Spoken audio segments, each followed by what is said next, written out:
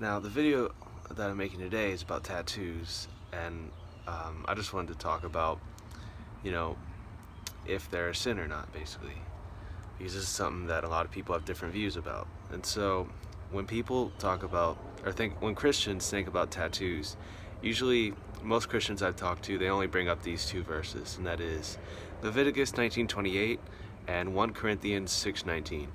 So to start off with Leviticus 19:28, using the King James Version, it says, "Ye shall not make any cuttings in your flesh for the dead, nor print any marks upon you, for I am the Lord."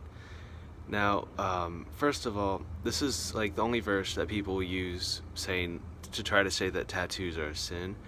And just to examine the verse, it says not to make cuttings in your flesh for the dead. And so if it was a sin to get tattoos, it would mainly be if you are getting them for the dead, which most people, I understand some people do that today, like they get a tattoo in honor of a lost loved one, but a lot of people just do it because they think it's creative or it's fun.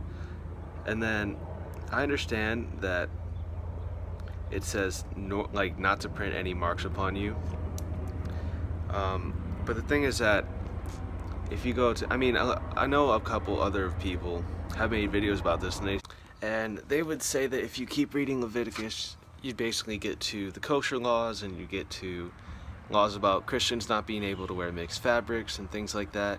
And honestly, like we know that a lot of laws in Leviticus don't necessarily apply to Christians today because those laws were specifically for the Israelites. And now that we're in the new covenant and everybody is welcome, the laws are pretty different now. Not different, but not all the laws in Leviticus apply, because obviously there's not a bunch of Christians who are trying not to wear mixed fabrics. There's not a bunch of Christians who are kosher, and there's not a bunch of Christians basically who, will not wear earrings, or who will not do certain things because of Leviticus. And now mainly, even Christians, like the Sabbath is on Saturday, but now most Christians go to church on Sunday. And personally, I don't really agree with that. I still believe that Saturday is the Sabbath, and that it's the Catholic Church that changed it to Sunday. But if that's what they're gonna do, then that's fine. So the point is, where do you draw the line when it comes to what to follow in Leviticus and what not to? Because I understand that some things in Leviticus are in the New Testament and are still to be followed, but I understand that a lot of that is just stuff that we shouldn't have to worry about, because again, it was specifically for the Israelites and not for everyone else and all the pagans who joined Christianity. And I wanted to say, anyway, the thing is, a lot of Christians are willfully and gladfully doing things that the Old Testament says not to do. Like, I just know that a lot of people, the Christians are willingly eating pork. They're not hiding it. They're putting it on, like, they're just saying, like, hey, come join us for, roasted pork or something, and just things like that. And nobody's judging them. And they're doing other things that, the Old Testament says not to do. And that's fine, because we aren't necessarily kept by those laws anymore as Christians. But the thing is, the moment someone has a tattoo or a piercing or whatever, they are immediately judged, or looked down upon by a lot of people. And I know today it's not really as much, and a lot of Christians are more open to that. But anyway, about tattoos and piercings, but mainly, this video is mainly about tattoos, about them being a sin. It's just that there's nothing in the New Testament. Maybe I'm wrong. If there is, show me. But maybe, like, to my knowledge, there's nothing in the New Testament that also confirms this, And usually, with a lot of other things in Leviticus, they are also confirmed in the New Testament that they are sinful or not. But when there's nothing in the New Testament that confirms that tattoos are a sin, or that they're bad or anything, then it's clearly just a tradition of men that people are following these days. So the second verse that people will refer you to is 1 Corinthians 6:19, and that one, of course, is the one about your body being a temple. So again, King James Version, it says, "What, know ye not that your body is the temple of the Holy Ghost, which is in you, which ye have of God, and ye are not your own?" So yes, that is 100% true. And people use this verse to say, like, you shouldn't get tattoos because it harms your body, and it's bad for you. But I just want to say I do understand that like it can be risky. Like if the place you're at is not sanitary, you can get diseases from the needle.